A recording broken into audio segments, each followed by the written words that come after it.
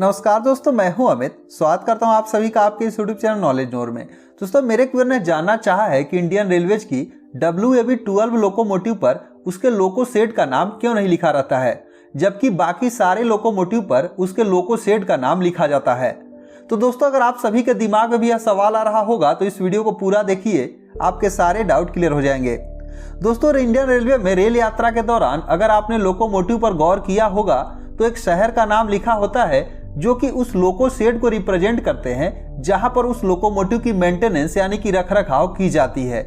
दोस्तों, भारतीय रेलवे में जितने भी लोकोमोटिव हैं सभी लोकोमोटिव पर उस लोको शेड का नाम लिखा रहेगा जहां पर कोई भी खराबी होने पर उनकी मेंटेनेंस उसी लोको शेड में की जाएगी। लेकिन अगर हम बात करें WAB-12 लोकोमोटिव की तो इसमें किसी भी प्रकार का शहर का नाम या फिर लोको शेड का नाम आपको देखने को नहीं मिल रहा है। तो ये सवाल आना जायज है कि आखिर इस पर क्यों नहीं लिखा गया है। तो दोस्तों, होता क्या है कि इंडियन रेलवेज की ट्रैक्स पर जितने भी आप लोकोमोटिव को देख रहे हैं, इन ट्रैक्स पर आने से पहले लोकोमोटिव को दो चरणों से गुजरना पड़ता है।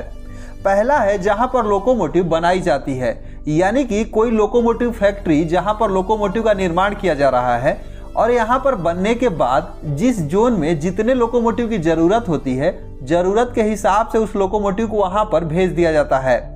तो जहां पर जिस जोन में लोकोमोटिव को भेजा जाएगा उस जोन के अंदर जो लोको शेड रहेंगे उसका नाम लिख दिया जाता है कि ये लोकोमोटिव इस जोन के अंदर चलेंगे और कुछ भी खराबी होने पर इसी जो है लोको शेड में इनकी मेंटेनेंस यानी रखरखाव की जाएगी। तो जैसे कि DLW वाराणसी है जहां पर लोकोमोटिव बन रहे हैं, तो इस तरह से अगर हम बात करें WAB-12 लोकोमोटिव की तो WAB-12 लोकोमोटिव जो है वह बिहार के माधेपुरा इलेक्ट्रिक लोकोमोटिव फैक्ट्री में बनाई जाती है। दोस्तों, यहाँ पर जब इस लोकोमोटिव को बनाया गया तो बनाने के बाद जोन वाइज जहां जहां जितने लोकोमोटिव की जरूरत थी उसे भेजा गया। दोस्तों, वर्तमान में WAG-12 लोकोमोटिव के टोटल 268 यूनिट। तो यहाँ पर WAG-12 लोकोमोटिव का जो लोको शेड रहा इंडियन रेलवेज के द्वारा अभी फिलहाल में इसे 2 लोको शेड के अंदर दिया गया है, यानी कि इतने सारे जो 268 यूनिट हैं इसे 2 लोको शेड को ही दिया गया है। पहला loco shed Saharanpur loco shed और दूसरा है सेंट्रल रेलवे का नागपुर लोको शेड। तो दोस्तों, नॉर्दर्न रेलवे का सहारनपुर लोको शेड में 250 यूनिट दिए गए हैं और सेंट्रल रेलवे के नागपुर लोको शेड में इसके 18 यूनिट दिए गए हैं। तो इस तरीके से टोटल 268 यूनिट दिया गया है।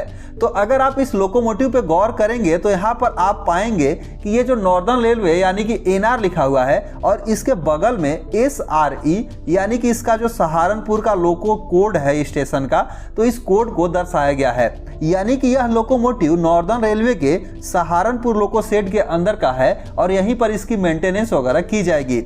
दोस्तों, अगर आप रेलवे ट्रैक्स पर देखेंगे तो आपको मैक्सिमम जो है यही SRE यानी सहारनपुर लोको शेड के ही जो WAG-12 लोकोमोटिव देखने को मिलेंगे, क्योंकि इसके सबसे ज्यादा कैपेसिटी 250 यूनिट है।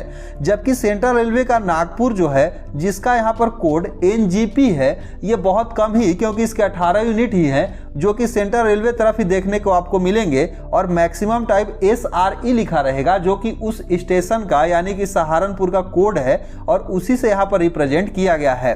तो ये आप अपने दिमाग से निकाल दीजिए कि यहाँ पर लोको शेड का नाम नहीं लिखा गया है। दोस्तों, लोको शेड का नाम लिखना जरूरी है और इसीलिए यहाँ पर SRE लिखा गया है जो कि उस लोको शेड को रिप्रेजेंट करता है।